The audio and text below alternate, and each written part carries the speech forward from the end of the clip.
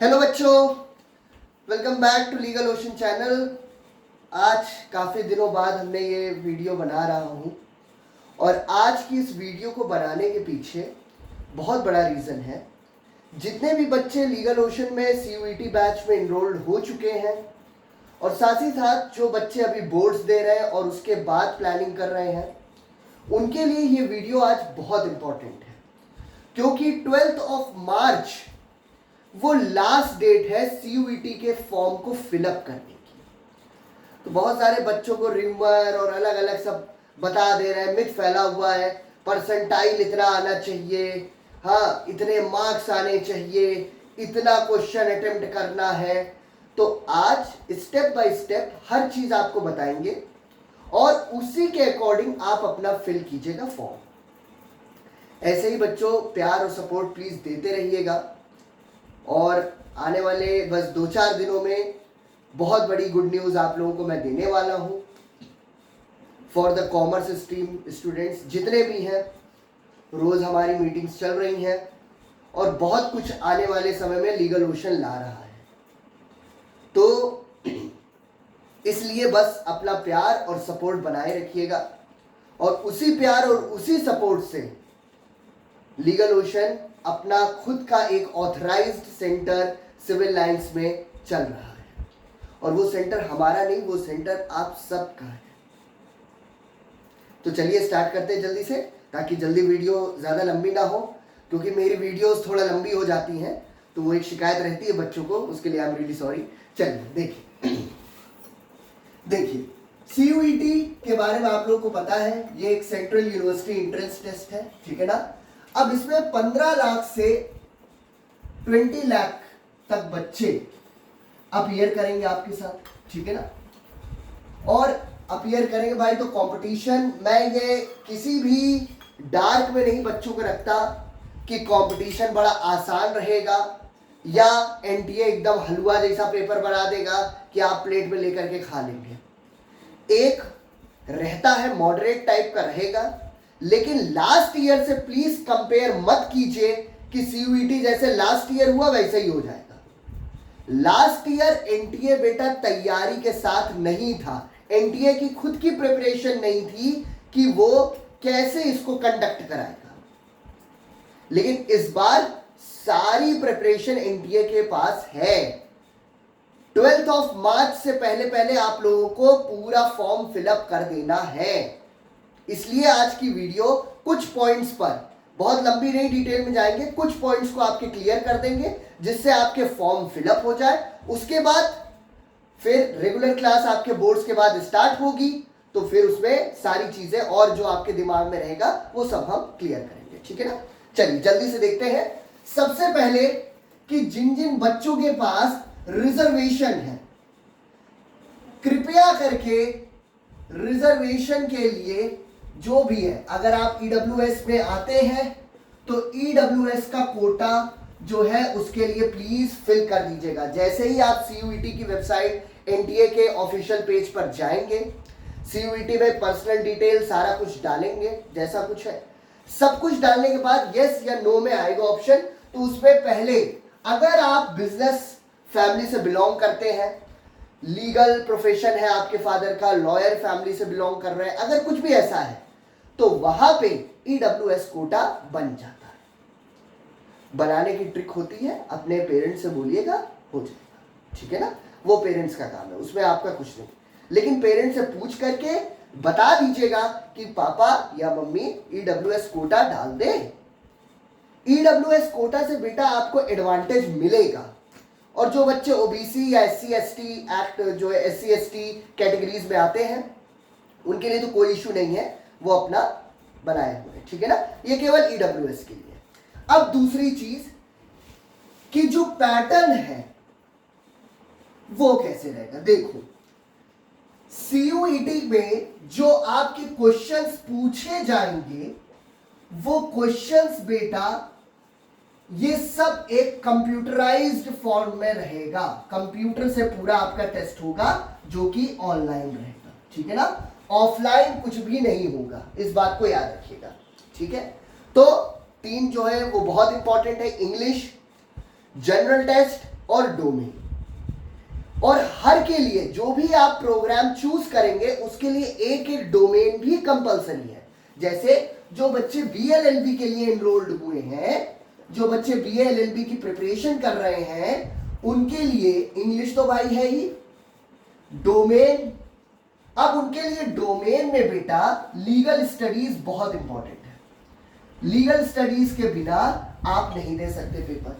और तीसरा GT, general test. अब जनरल टेस्ट में करंट अफेयर्स, ठीक, मैथ्स, लॉजिकल, सबके लिए अलग अलग मैंने फैकल्टी खुद मैंने अपॉइंट की है। कोई व्यवहार पे नहीं, काबिलियत पर। या व्यवहार पे, मेरी कोचिंग में कोई चीज व्यवहार पे नहीं चलती, काबिलियत है तभी चल पाएंगे। हर के लिए अलग अलग फैकल्टी है। इंग्लिश के लिए मैंने शुभजीत सर जो कि एसजेसी से हैं, उनको मैंने किया है अपॉइंट। उसके बाद करंट अफेयर्स के लिए झा सर, उनको मैंने अपॉइंट किया है। उसके बाद मैथ्स मनीष सर, फिर लॉजिकल प्रवीण सर, सबके लिए अलग अलग मैंने किया है। डोमेन के लिए Himanshu sir, HP Agarwal classes, Himanshu sir, वो आपको अकाउंट्स और इकोनॉमिक्स देख रहे हैं। साथ ही साथ अकाउंट्स में यशराज सर और हिमांशु सर दो लोग हैं अकाउंट्स के लिए, इसलिए मैंने दो टीचर्स अपॉइंट किए हैं, क्योंकि बच्चों को अकाउंट्स में थोड़ा प्रॉब्लम रहती है, इसलिए मैंने दो टीचर्स कर दिए कि पैरेलल दोनों लोग चले, ताकि कोई दिक्कत ना हो। बच्चों को अच्छे से सब कुछ समझ में आना बहुत जरूरी है। और फिर उसके बाद लीगल स्टडीज आपका पॉलिटिकल साइंस, हिस्ट्री, ज्योग्राफी, सब के लिए अलग अलग फैकल्टीज हायर किया है। और सारे बच्चों ने पढ़ा है और सब बच्चों के फीडबैक पे ही हम ये आज बता रहे हैं। जो नए बच्चे हैं वो लोग ट्रायल्स लेके देखें, उसके बाद आपके भी फीडबैक अच्छा ही आएगा, जैसे हर इंडिविजुअल बच्चे का फीडबैक अच्छा आया। अब देखो, सबसे पहले इंग्लिश जो है वो आपका कंपलसरी है। यहाँ पे जीटी कंपलसरी है, डोमेन कंपलसरी है। तो सपोज कीजिए अगर आप बीएलएलबी करना चाहते हैं तो डोमेन में आपका लीगल स्टडीज कंपलसरी है। अगर आप बीकॉम करना चाहते हैं तो अकाउंट्स कंपलसरी है। अगर आप बीए करना चाहते हैं बैचलर ऑफ आर्ट्स तो उसके लिए हिस्ट्री डोमेन में कंपलसरी है। तो कुछ ऐसे सब्जेक्ट्स हैं जो कि हर पर्टिकुलर प्रोग्राम को जो आप चूज करेंगे उसके साथ वो कंपलसरी है। तो भैया जब कंपलसरी है तो उसको तो प्रिपरेशन करनी पड़ेगी। तो इसलिए अब टाइम आवर देख लीजिए कि कितना कितना टाइम आपको मिलेगा। देखिए, इसको थोड़ा सा रब कर देते हैं, फिर आपको बता देते हैं। देखिए, सपोज कीजिए अगर वहां पे जब आप जाएंगे, अभी तक मैंने जितने भी मॉक टेस्ट लिए हैं लीगल ओशन के ऐप पर, उस पर मैंने 0.25 की नेगेटिव मार्किंग नहीं की है। लेकिन ऐसा तो है नहीं कि करेंगे नहीं, क्योंकि एनडीए जो सीयूईटी में 0.25 की नेगेटिव मार्किंग रहेगी। जैसे सपोज कीजिए कि आपने 4 क्वेश्चंस आपके गलत हुए, तो अगर 4 क्वेश्चंस आपके गलत हुए तो 1 नंबर कटेगा, 1 मार्क्स डिडक्ट हो जाएगा। लेकिन अगर एक क्वेश्चन आपने आंसर एकदम सही किया है तो 1 पूरा नंबर मिलेगा, ये कंफर्म है, वो मिलेगा। तो इसलिए ये नहीं कि वहां पर आंख बंद करके सब पे टिक मार के चले आए, क्लिक करके चले आए और सबमिट हो गया पेपर। रेस नहीं करनी है, जितना टाइम ड्यूरेशन दिया गया है उसके अकॉर्डिंग पूरा पेपर आपको करना है। कुछ बच्चे ऐप पर बहुत जल्दी जल्दी कर देते हैं, फर्स्ट आ जाए हम सेकंड आ जाए, हम थर्ड आ जाए। बेटा रेस नहीं चल रही है, अच्छी बात है, लेकिन जब मैंने 1 घंटे का पेपर दिया है तो 1 घंटा पूरा यूटिलाइज करो ना। काहे इतना जल्दी है कि जल्दी से आधे घंटे में पेपर कर दें, फिर उसके बाद मैसेज आएगा सर रिजल्ट भेजिए, देखें हम किस पर है। अच्छी बात है, लेकिन समझ करके पूरा करो, हड़बड़ी मत करना। कहने का मतलब ये है, मैं ये नहीं कह रहा हूं कि आपके अंदर जो जोश है वो खराब है, अच्छा है, लेकिन हड़बड़ी मत करना, ठीक है ना। पूरा टाइम है तो पूरे टाइम में करो, ठीक है। अब आओ टाइम का थोड़ा देख लेते हैं। जीटी में देखो, जीटी में टोटल आपको 75 क्वेश्चंस मिलेंगे। ठीक है। 75 क्वेश्चंस में आपको 60 क्वेश्चंस अटेम्प्ट करने हैं, याद रखना, ठीक है ना। 60 क्वेश्चन अटेम्प्ट करने हैं। अगर आप ज्यादा कर देंगे तो कुछ आपको ज्यादा कुछ मेडल नहीं मिल जाएगा, तो ये ना करना। 60 क्वेश्चंस अटेम्प्ट करने हैं आपको, लेकिन 0.25 की नेगेटिव मार्किंग रहेगी। मतलब अगर आपको पता है कि 2 into 2 = 4 होगा, तभी क्लिक करना 4, वरना मत करना अगर डाउट है तो वो ट्रिक होती है जिसको मैंने क्लास में भी कई बार बताया था कि आपको कैसे करना है। देखो बेटा, ऑब्जेक्टिव क्वेश्चन में एक चीज हमेशा याद रखिएगा, ये कहीं नहीं आपको बताया जाएगा। ऑब्जेक्टिव क्वेश्चन में हमेशा एक प्लस पॉइंट रहता है, आंसर आपकी आंखों के सामने रहता है, जो कि थ्योरी पेपर में या कहीं पर भी ये चीज आपको नहीं मिलती। बस फर्क है कि उस आंसर को आप पहचान लीजिए, और वो कैसे पहचानेंगे, जितने आप मॉक्स दिए रहेंगे। जब आप इतने सारे मॉक्स आप दिए रहेंगे भाई, 80 to 90 मॉक्स बहुत होते हैं, जितना मैं करवा रहा हूं, इतने मॉक्स अगर आप दे रहे हैं ना तो सफिशिएंट है, हो जाएगा। पॉजिटिव एनर्जी के साथ वर्क कीजिए, बिल्कुल होगा। अभी हर चीज आपको बता रहा हूं, देखिए। तो टोटल आपको 60 क्वेश्चंस यहां पे अटेम्प्ट करने हैं, ठीक है ना। 75 में से मतलब आपको सिर्फ 60 ही करने हैं, उससे ज्यादा नहीं करने। अब आ जाओ इंग्लिश पर। देखो इंग्लिश की अगर बात करें तो अब अगर इंग्लिश में अगर आप आते हैं तो इसमें आपको 50 क्वेश्चंस दिए जाएंगे, जिसमें से आपको 40 क्वेश्चंस अटेम्प्ट करने हैं, याद रखना, ठीक है ना। 40 क्वेश्चंस अटेम्प्ट करने हैं 50 में से, ठीक है। इसीलिए शुभजीत सर जो आपको कॉम्प्रिहेंशन और फिर उसके बाद वर्ड यूसेज ये सब चीजें पढ़ा रहे हैं, वो उसी लेवल पे पढ़ा रहे हैं जिससे आपकी तैयारी होती रहे। कॉम्प्रिहेंशन के तो बहुत सारे मॉक्स मैंने लिए हैं, अभी और भी होंगे। वर्ड यूसेज और उसके बाद इडियम्स, फ्रेजेस, जितना भी है कोर्स, वो जैसे जैसे पढ़ाते जाएंगे वैसे वैसे मॉक्स होता जाएगा, ठीक है ना। तो वो चीज इंपॉर्टेंट है। तो 50 में से सिर्फ 40 क्वेश्चंस आपको अटेम्प्ट करने हैं। अब आ जाओ डोमेन में। देखो बेटा, डोमेन में सपोज कीजिए आपने लीगल स्टडीज लिया है,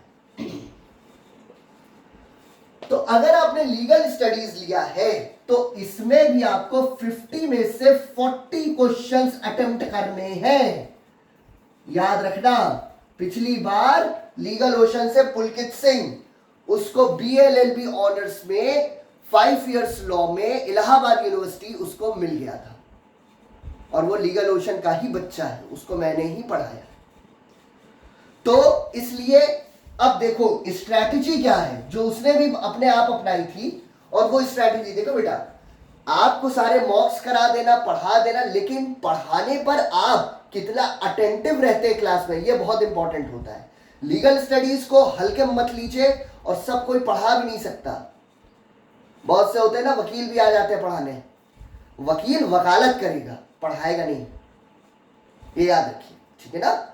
सबके बस का नहीं होता। लॉ पढ़ाना और लॉ पढ़ना दोनों में बहुत डिफरेंस है, बहुत ज्यादा, ये आप जान लीजिए, वो बहुत ही ज्यादा डिफरेंस होता है, और ये चीज आप लोग जानते भी हैं। हाँ, ऊपर वाले का धन्यवाद है कि 3 साल 4 साल से जितने क्वेश्चंस बताता हूं कि इतने क्वेश्चन ISC बोर्ड में आएंगे, वो सारे आ जाते हैं।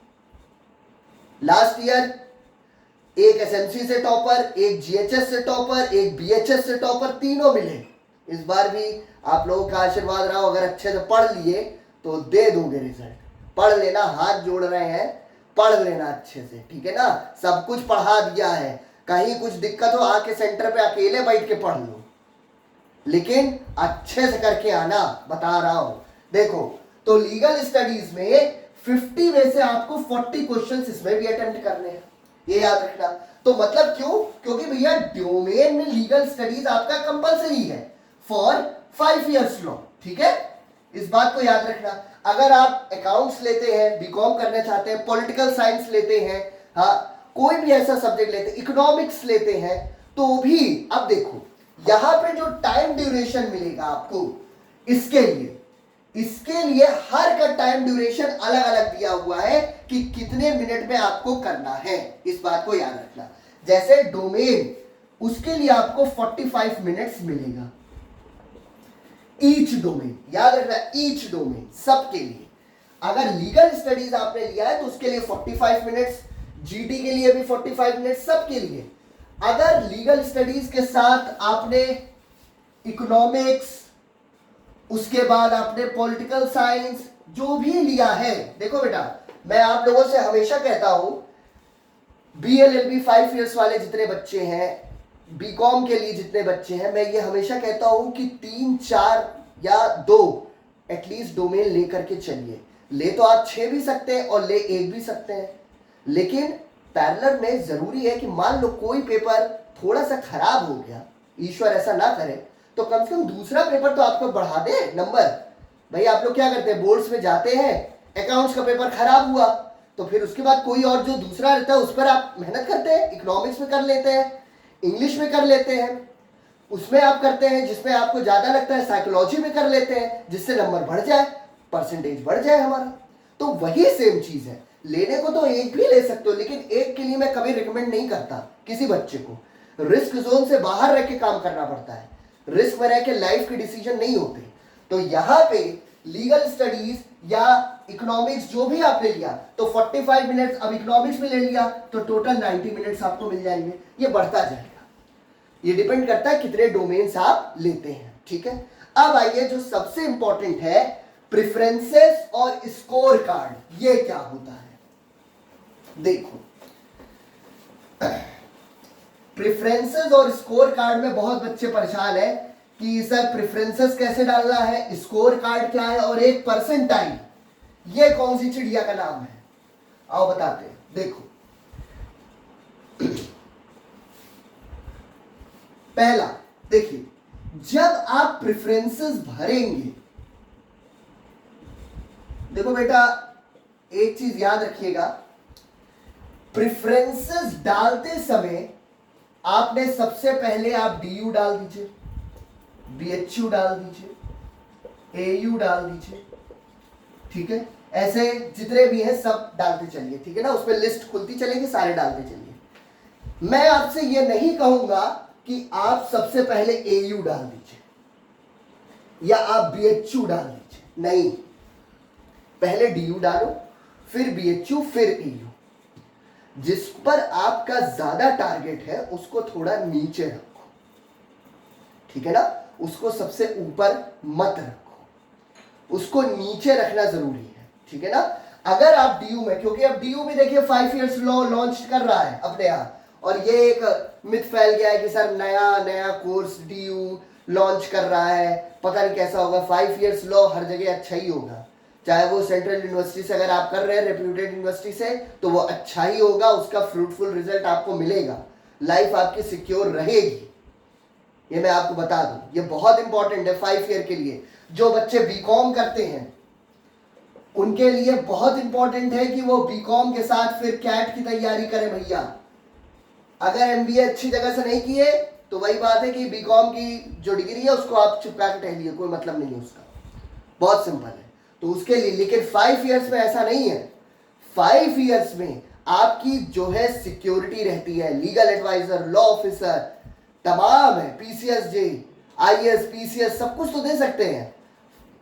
आप अपना खुद का अगर आप करना चाहते हैं तो आप लॉयर बन सकते हैं, अगर आपकी लीगल फील्ड है फैमिली में तो उसमें आप जा सकते हैं, बैठोगे नहीं कि बैठ जाओ, ठीक है ना। तो प्रेफरेंसेस में हमेशा डीयू को डालना, बीएचयू, एयू इस तरीके से करना। और मैंने आप लोगों को बोला है कि सारे बच्चे बीएचयू पे ही टारगेट बनाएंगे। बीएचयू को टारगेट, जब ऊंची चीज को टारगेट बनाओगे ना तब मिलता है, और बीएचयू एयू में कोई फर्क नहीं है, ये जान लो। मैं आपको फिर बोल रहा हूं, एयू का जो 5 इयर्स लॉ है उसके बारे में जा करके और पता कर लीजिए, लेकिन एक अच्छे खासे पढ़े लिखे आदमी से पता कीजिएगा, ठीक है ना। जो खुद बीए करके बैठा है वो क्या बताएगा भाई, उससे पता कीजिए, जज से पूछिए, कोई अच्छे लॉयर से पूछिए, वो बताएगा ना। अब वो अगर पर्टिकुलरली कुछ नहीं कर रहा है तो वो तो आपको ज्ञान ऐसा दे देगा कि फिर आपके पास आप डिमोटिवेट हो जाएंगे। तो इसलिए वहां पर आप 5 इयर्स लो, लेकिन बीएचयू का जो भाई एक टॉप यूनिवर्सिटीज की बात अगर की जाती है तो टॉप यूनिवर्सिटीज में बीएचयू एक बहुत ही रेपुटेशन में है। एयू उसकी उतनी नहीं रह गई है, लेकिन 5 इयर्स लॉ में सारे टीचर्स गेस्ट फैकल्टी हैं, बहुत सारे टीचर्स इसमें प्रोफेसर्स हैं जो आपको पढ़ाते हैं, ठीक है ना। सब कुछ होता है, मिड टर्म, प्रेजेंटेशन, अटेंडेंस बहुत इंपॉर्टेंट है। देखो बेटा, बीएचयू एयू इन दोनों जगहों से 5 ईयर करने में पास होना भी बहुत मुश्किल है, फेल होना भी बहुत मुश्किल है। अगर आपकी अटेंडेंस अच्छी है तो दुनिया की कोई ताकत आपको फेल नहीं कर सकती 5 इयर्स में, ये दावा है। खुद मैं वही का प्रोडक्ट हूं, खुद मैंने 5 इयर्स किया, इसलिए बता रहा हूं। पूरे 5 साल में केवल 20 दिन आप एब्सेंट होंगे अगर होना चाहते हैं तो, क्योंकि पढ़ाई बहुत अच्छे से होती है, एक प्रेशर रहता है, लेकिन बच्चा कुछ कर जाएगा ये कंफर्म, बैठेगा नहीं। तो मैं आपसे ये नहीं कहूंगा कि बड़ा आसान है, घर बैठ करके रजाई में बैठ के या मूवी देखते देखते तुम्हारा हो जाएगा, ऐसा नहीं है। मेहनत है, मेहनत करेंगे तो अच्छा फ्रूट मिलेगा, सिंपल। तो वहां पे प्रेफरेंसेस में एक चीज याद रखिएगा, डीयू, बीएचयू, एयू, इस तरीके से जामिया इस्लामिया, हैदराबाद यूनिवर्सिटी, हैदराबाद यूनिवर्सिटी बहुत इंपॉर्टेंट, बहुत अच्छी यूनिवर्सिटी है, 5 इयर्स वहां का बहुत अच्छा है, उसको भी फिल जरूर कीजिए, इस बात को याद रखिए, ठीक है ना। क्योंकि देखो, अब जो बच्चे बीकॉम एलएलबी करना चाहते हैं, ठीक है ना, तो बीकॉम एलएलबी, देखो बेटा 5 इयर्स लॉ इंटीग्रेटेड कोर्स ये भी है, एक है आपका बीबीए एलएलबी और एक है आपका बीए एलएलबी जो कि मैंने किया है। तीनों ही इंटीग्रेटेड कोर्स है 5 इयर्स लॉ के, ठीक है ना। लेकिन देखो, अब बीकॉम एलएलबी में सबसे अच्छा क्या है कि जो बच्चे बीकॉम एलएलबी करते हैं, जैसे हैदराबाद यूनिवर्सिटी में बीकॉम एलएलबी है, तो अब 5 साल आपने पढ़ा तो कहीं तो किस्मत ले जाएगी, या तो सीएस उसमें जाएंगे आप, या तो आप लॉ वाले में जाएंगे। ऐसा तो नहीं है कि आप बैठे रहेंगे, कहीं तो किस्मत टकराएगी ना। लेकिन हम आपको ये नहीं बता सकते बेटा 5 साल बाद आपके साथ ये होगा, ये तो डिपेंड करता है उस समय फ्यूचर पे, उसको हम और आप कैसे डिसाइड कर सकते हैं। अभी बीबीए एलएलबी में भी अच्छा है, लेकिन बीबीए एलएलबी जो सेंट्रल यूनिवर्सिटीज है उसमें बहुत कम है, क्योंकि बीबीए एलएलबी की जो है वो उतना ज्यादा अभी हाईलाइटेड कोर्स नहीं है। बीएलएलबी 5 इयर्स जो ये है, ये आपका बीएचयू, एयू में भी यही चलता है, ठीक है, डीयू में भी यही आ रहा है, लॉन्च हो रहा है। तो बीएलएलबी की बहुत ज्यादा इस वक्त है, ठीक है ना। बीकॉम एलएलबी हैदराबाद यूनिवर्सिटी, उसको डालिएगा, कोई दिक्कत नहीं है, बहुत अच्छा कोर्स है, लेकिन उसके लिए फिर आपको अकाउंट्स वो अच्छे से प्रिपेयर करनी पड़ेगी, ठीक है ना। तो वो आप कर सकते हैं, ठीक है, 2 टीचर्स हैं, आराम से कर सकते हैं, कोई दिक्कत नहीं है। अब देखिए, अब ये तो हो गई प्रेफरेंसेस। अब एक चीज जान लो भैया, परसेंटाइल क्या होता है। कुछ बच्चे इतना ज्यादा उसमें है कि बताया गया है कि परसेंटाइल तो आपके ऊपर रहेगा कि कैसे आ रहा है। देखिए परसेंटाइल क्या है, पहले तो ये समझ लीजिए। जब आपका सीयूईटी का रिजल्ट आएगा तो रिजल्ट में एक होगा प्रोविजनल, फिर उसके बाद आएगी एक फाइनल आंसर की, ठीक है। फाइनल आंसर की अगर आपको कोई भी आंसर है तो उसको आप चैलेंज करना चाहते हैं तो कर सकते हैं, नहीं तो फाइनल आंसर की आ जाएगी। अब इसी के बेसिस पर आपका स्कोर कार्ड बनेगा, ठीक है, स्कोर कार्ड, और स्कोर कार्ड के बेसिस पर परसेंटाइल बनाया जाएगा। परसेंटाइल कौन बनाएगा? एनटीए बनाएगी, आप नहीं बनाएंगे, तो मिथ से जरा दूर रहिए, ठीक है ना। एनटीए बनाएगी परसेंटाइल। जैसे सपोज कीजिए, अब परसेंटाइल होता क्या है, 90 परसेंटाइल है आपका, 90% परसेंटाइल है। 90% परसेंटाइल का मतलब कि 90% पे आप है, इससे नीचे आपके 89 परसेंटाइल वाले, उससे कम वाले बच्चे जितने भी स्टूडेंट्स हैं वो आपसे नीचे हैं। ये होता है परसेंटाइल। अगर मान लीजिए आपका 85% परसेंटाइल है तो 84 से नीचे वाले जितने भी बच्चे परसेंटाइल पाए हैं वो आपके नीचे हैं, आप उनसे ऊपर हैं। इस बात को याद रखो, ठीक है ना। तो ईश्वर ना करे कि आपका खराब हो। याद रखना तुम्हारा टारगेट क्या होगा, कितने परसेंटाइल का, 80% से 90 परसेंटाइल का टारगेट होना चाहिए। याद रखो, इससे कम नहीं होना चाहिए। इस चीज को याद रखिए। इतनी मेहनत करा रहा हूं, अपने कर रहा हूं, हर टीचर कर रहा है, हर टीचर को मैंने इतना प्रेशर दिया है, तो बेटा आपको भी करनी पड़ेगी, ये जान लीजिए। नहीं तो साल बर्बाद हो जाएगा। जाके किसी प्राइवेट में ले लो, जा करके इतना पैसा दो, हाँ, फिर आपको कोई बताए वहां जाके ले लीजिए तो फिर उसका कमीशन बन जाए। ये सब फालतू की चीजों में नहीं पड़ना चाहिए, क्योंकि मैंने देखा है, ठीक है ना। ये सब चीजें बहुत गड़बड़ हो जाती हैं और बच्चे हार के जाते हैं। पर जो है प्राइवेट में खुशी से नहीं जाते, खुशी से नहीं जाते। खुशी से कितने बच्चे जाते हैं मैं बता दूं। खुशी से जब आप जाएंगे तो कहाँ जाएंगे, क्राइस्ट, बहुत अच्छी यूनिवर्सिटी, प्राइवेट में नंबर 1, सिम्बोइसिस, ठीक है। उसके बाद आपका यूपीएस देहरादून, यूपीएस में 2 बच्चे हमारे पढ़ रहे हैं इस वक्त। क्राइस्ट में 2 बच्चे गए हैं, सिम्बोइसिस में 3 बच्चे गए हैं। ये सब आपकी टॉप अच्छी यूनिवर्सिटीज हैं जिनकी सच में वैल्यू है। अब तुम जाओ जाके एमईटी से कर लो, हाँ, कोई बता दे एमईटी से कर लीजिए, लो एमईटी से ये कर लीजिए, बड़ा अच्छा है। ये बेटा वो क्यों बता रहा है, इसको समझो। उसका वहां पे परसेंटेज डिसाइडेड है कि कितना परसेंट मिलेगा एडमिशन पर। ये चीज आप लोगों को समझ में नहीं आती है। तो इसलिए प्राइवेट में भी अगर आप देख रहे हैं, पहली बात तो सीयूईटी पर पूरा फोकस करो, उसके बाद अगर तुम्हें प्राइवेट डालना है तो इन तीनों को डाल सकते हो। बहुत अच्छी बेस्ट यूनिवर्सिटीज, कोई मुकाबला नहीं, बहुत अच्छी। जैसे एनएलयूज की वैल्यू है नेशनल लॉ यूनिवर्सिटीज की, वैसे ही इनकी वैल्यू है, उससे कम नहीं है, अच्छी है। तो यहां पे अब देखो परसेंटाइल तुम्हारा 80 से 90 परसेंटाइल के बीच में होना चाहिए। परसेंटाइल समझ में आ गया होगा। सपोज करो कि मैंने सीयूईटी दिया, मेरा है 85% परसेंटाइल, तो मतलब 84 से लेके नीचे वाले जितने भी बच्चे हैं वो मुझसे नीचे हैं।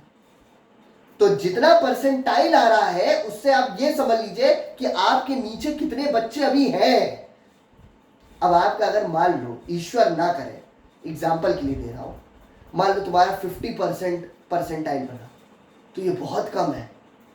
इसका मतलब तुमसे नीचे बहुत अगर होगा तो 10 बच्चे, 15 जो है आपके, मतलब 40, अगर 50% है तो 49 से लेके 40 के बीच में जो परसेंटाइल वाले बच्चे बस वही है। तो आप टारगेट कर रहे हैं बीएचयू, एयू, ये सब तो नहीं मिलेगा, कतई नहीं मिल सकता, ये याद रखिए, क्योंकि इनकी मेरिट्स बहुत हाई जाती है 5 इयर्स में। 5 इयर्स लॉ में मेरिट वो आसान नहीं होती कि बड़ा उससे आ रही है। इसीलिए मैंने पहले ही बोल दिया ईडब्ल्यूएस कोटा अगर बन जाए तो प्लीज बनवा लीजिए, ठीक है ना। अब देखो, जैसे अगर आप एयू से कर रहे हैं, बहुत सारे बच्चे एयू को भाई प्रिफर कर रहे हैं क्योंकि घर है, 5 इयर्स लॉ अच्छा हो जाएगा। देखो, सेंट्रल यूनिवर्सिटीज और प्राइवेट यूनिवर्सिटीज से करने का फर्क क्या है, इसको समझो।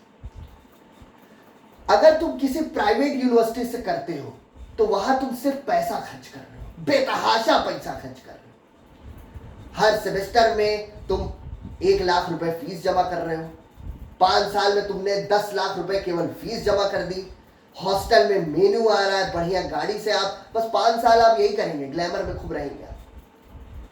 मैं आपको बता दूं, एमईटी यूनिवर्सिटीज और जितनी भी इस तरीके की यूनिवर्सिटीज है, वहां आप देखेंगे सिर्फ ग्लैमर है, लेकिन वहां से बच्चा निकला तो करा क्या, ये नहीं किसी बता, ये कोई नहीं बता पाएगा करा क्या। मैं आपको बता रहा हूं। अब सेंट्रल यूनिवर्सिटीज से करने का फायदा क्या है, उसका रीजन समझो। सपोज कीजिए कि आप बिजनेस फैमिली से बिलोंग करते हैं, आपकी जो है, जैसे एयू की मैं बता रहा हूं, बीएचयू की बता रहा हूं, तो 5 इयर्स लॉ में एयू की जो फीस है वो है 40,000, ठीक है ना। 40,000 1 ईयर की 40,000 है। आपको 50,000 50,000 तो स्कॉलरशिप मिलेगी, सोचो, बीएचयू में, एयू में जितनी भी सेंट्रल यूनिवर्सिटीज हैं उसमें आपको स्कॉलरशिप मिलती है, तो आपकी डिग्री तो फ्री में आ गई, आपने पैसा कहाँ दिया? सिंपल समझिए, आपने दिया कहा? बीकॉम जो बच्चे कर रहे हैं भाई, बीकॉम में बीकॉम की जो फीस है वो कितनी कम है, और इतनी कम फीस है और सीयूईटी की तैयारी के लिए बच्चे 30-30, 40-40 हजार रुपया खर्च कर रहे हैं। फीस इतनी कम और सीयूईटी की फीस इतनी ज्यादा, पढ़ाने की फीस इतनी ज्यादा, एडमिशन की फीस कम। ये कौन सा लॉजिक हुआ? कहाँ का लॉजिक हुआ? क्यों? क्योंकि जनरल टेस्ट और इंग्लिश वो कंपलसरी है, तो ये दोनों जब कंपलसरी है तो हम इतना पैसा लेंगे। चीजों को बारीकी से समझा करो, मिथ में मत उड़ा करिए कि उड़ गई बातें तो बस आप भी उड़ गए। नीचे एकदम सही से समझिए क्या है। तो इसलिए इंपॉर्टेंट है कि 40,000 अगर आपकी फीस है, 50,000 तो आपको स्कॉलरशिप मिलेगी। मेरे साथ के बच्चे वो इतना स्कॉलरशिप पाते थे, घर में ना बताया। पहले तो आप लोग भी मत कीजिएगा, बता दीजिएगा जब स्कॉलरशिप आपके अकाउंट में आए, क्योंकि अकाउंट में आप ही की आएगी, स्टूडेंट आप है तो आप ही के अकाउंट में आएगी। तो जो बच्चे नहीं बताते थे, 2 साल में सबके पास लेटेस्ट आईफोन आ जाता था। हम आज तक आईफोन नहीं ले पाए। क्यों? क्योंकि हमारे पापा सेंट्रल यूनिवर्सिटी में है, हम कहां से लें? तो आपके पास अपॉर्चुनिटी है। हालांकि मेरे दिमाग में भी उस समय आया था कि मैं अपने पापा को दिखा दूं कि किसान है, लेकिन दिखा नहीं पाया। पापा का जेल चले जाएंगे। हाँ, मेरे भी मन में आया था। तो इस तरीके के काम मत कीजिएगा, ठीक है ना? तो अगर आप है ईडब्ल्यूएस कोटा लगा सकते हैं, बिजनेस या लीगल फैमिली से बिलोंग करते हैं, कोई सेंट्रल यूनिवर्सिटी, सेंट्रल गवर्नमेंट की जॉब में नहीं है आपके फादर मदर, तो लगा सकते हैं, ठीक है ना? वो आपके पापा लोग जानते हैं कैसे करना, वो काम करा लीजिए। ईडब्ल्यूएस कोटा जरूर बनवा लीजिएगा, और जिस समय फॉर्म फिल कीजिएगा वहां यस या नो का ऑप्शन आएगा तो उससे कीजिएगा, ठीक है ना? तो अब एक चीज याद रखो, स्कोर कार्ड के बेसिस पर परसेंटाइल एनडीए करेगा, आपको हिट करना है अपना स्कोर कार्ड, ठीक है ना? 90 परसेंटाइल 80 परसेंटाइल के बीच में आपका टारगेट होना चाहिए। सबसे पहले प्रेफरेंस डालो डीयू, फिर बीएचयू, फिर एयू, इस तरीके से। जब मेरिट आपकी शॉर्टलिस्ट होगी तो जब भी आपका, जैसे ही आपकी मेरिट के पास आपका स्कोर कार्ड या परसेंटाइल आएगा, आप जाकर के एडमिशन ले सकते हैं, ठीक है ना? तो एडमिशन ले लेंगे, आपका बस हो जाएगा, ठीक है? अभी देखिए, केवल वीकली, केवल संडे करंट अफेयर्स की क्लास चल रही है, लेकिन जैसे ही एग्जाम्स ओवर होंगे बोर्ड्स, उसके बाद रेगुलर क्लास चलेगी, रेगुलर मॉक्स होगा, संडे को भी छुट्टी नहीं मिलेगी, ये याद रखिएगा, कोई छुट्टी नहीं है। तो वो पूरी पढ़ाई होनी चाहिए ताकि अच्छे से आप कर सकें, ठीक है ना? जो नए बच्चे हैं जो इस वीडियो को देख रहे हैं, वो सारे बच्चे प्लीज जितने जल्दी हो सके अपने आप को एनरोल करा लीजिए और बेटा पढ़ाई स्टार्ट कर दीजिए, ठीक है ना? सारे वीडियोस आपको मिलेंगे हर क्लास के, बुक्स मिलेगी, स्टडी मटेरियल मिलेगा, एमसीक्यूज बुक मिलेगी, थ्योरी नोट्स मिलेंगे, सब कुछ मिलेगा।